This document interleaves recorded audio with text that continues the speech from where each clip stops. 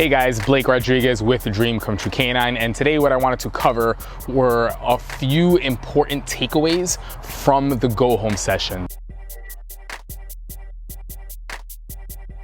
The go home session is something that all of our clients go through when their dogs finish up a board and train program with us. Now, whether that board and train program is 3, 6, 8 weeks or even longer than that, the go home sessions range roughly between 2 and 4 hours. Now, in addition to the homework, the videos, the go home sheet that we send to all of our clients the day that they drop their dogs off, we make sure to remind them throughout the program and then go over everything the day that they come to pick their dog up. This go home session is designed to ensure a smooth transition and help the dog understand that the rules and everything that they've learned while with us, everything that had them thriving, the reason that they were thriving, is not out the window when they see mom and dad or they go back home. Most important tip, stick to the sheet. If the question that you have is not on the sheet, the answer for now is no. So sticking to the 90-day sheet is everything. We've broken it down up until the first 48 hours, through the first week, through the month, up to 90 days, everything that you should be doing. It is your itinerary that you provide for your dog. It is the blueprint that helps you to be successful. Part 2 focuses on the reintroduction, the walk, and the handoff.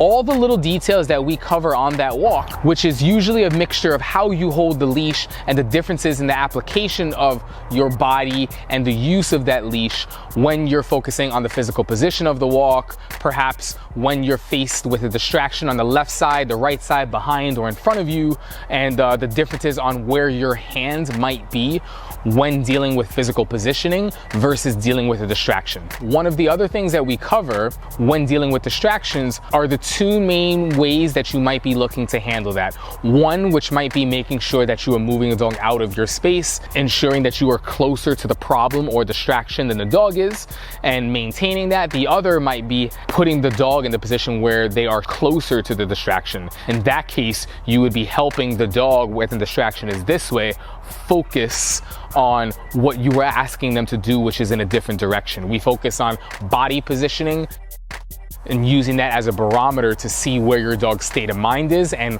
whether or not they're still focused when you're using direction on the distraction or following you and actually making good decisions. Throughout that, we're focusing on the timing of your markers, the release of certain types of pressures so that you can be communicating clearly and effectively to your dog. Now that timing, body language, markers, and general communication, those are things that we cover in detail in part 3.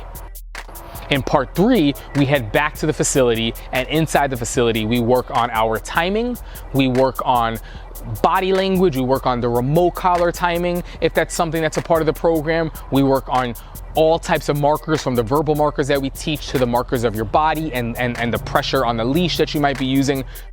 Really trying to make everything as clear as possible for the owner and also set them up to be able to fail safely. One of the things that we focus on in part 3 are fun communication games. Understanding how to drive your dog up, understanding how to calm your dog down, understanding the different markers that you would use for different situations, and how your body language plays a role in all of that. The communication games get paired with the food that you are working your dog for, whether that's treats or food, and how you utilize that food during feeding them, along with how you use your timing and general communication throughout the day in between feeding sessions. So we usually have our clients feeding their dogs for 5 to 10 minutes in the morning and 5 to 10 minutes in the evening, where they start to go over these fun communication games.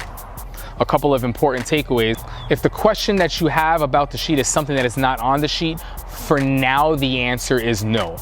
It's best to stick to the blueprint itinerary that we provide for you so that you can provide this for your dog. The second thing, working on what is covered during the walk/handoff in part 2.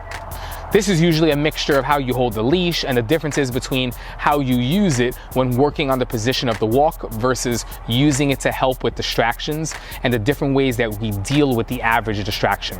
In addition to this, we focus on how to use it to help with general communication and communicating with your dog the things that you like, don't like, the things that you want to see less or more of, and what you would like them to do instead.